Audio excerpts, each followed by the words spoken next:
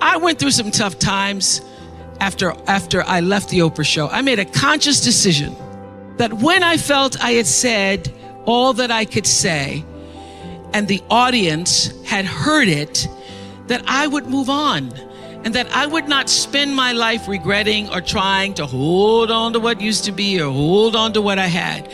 So I dreamed this dream of starting a network. And in the beginning, it was a struggle. It was a struggle because honest to goodness, I did not know what I was doing. I was trying to figure it out. I thought that the Oprah show audience would follow us to OWN, and then I realized y'all didn't have cable.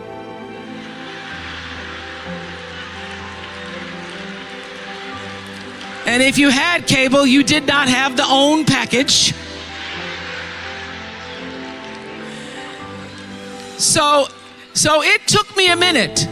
And unlike most people who you get to have your mistakes in private, some don't go right in your life, you get to sulk about it in private.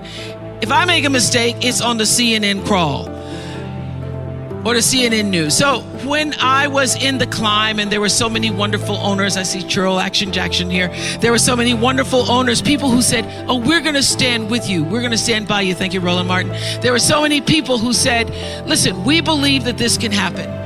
So I dreamed the dream along with Tyler Perry, who was my friend, who came to me and said, Tyler said, I'm going to help you out, because Tyler can go home and write a script and direct it, produce it, and shoot it, and do it for less money than anybody in Hollywood. So we started with the foundation of have and have nots.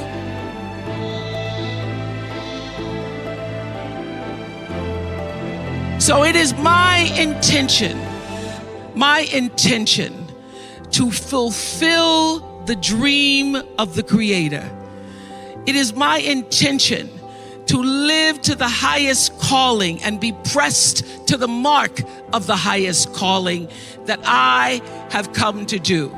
And when you can ask the Creator, ask that which made you you, what is your dream for me? I guarantee you, instead of you trying to define the dream, what is your dream for me? If you're able to lean into the dream that the universe and all the forces of light and love and power and grace, by all the names that we call God, has for you, nobody can touch you. Every single day, I would have a pre-show meeting and have the producers come in and state to me, what is your intention? How do we want to use whoever is on this show, whatever is happening on this show, to serve the audience in a way that fulfills the mission of uplifting, enlightening, encouraging, as well as entertaining? And if it doesn't do that, then I can't do it. There's a bigger dream waiting for you, just waiting for you to step into it. To step into it. Your life is big. Your life is huge. And we spend so much time wanting to be in somebody else's life. And you don't get honored, you don't get revered, you don't get celebrating wanting what somebody else has, because that which created you, divine intelligence that dreamed you from before your ancestors ever knew they would become your ancestors, that which dreamed the seed of you, wants you to know how special, how wondrous, how mysterious, how complex, how glorious, how phenomenal you are. And you get no credit messing in somebody else's territory or trying to have power over something you have no control. Another one of my favorite teachings is The Wizard of Oz, When the wicked witch of the West says, go away from here because you don't have any power here, you have no power in any territory other than your own.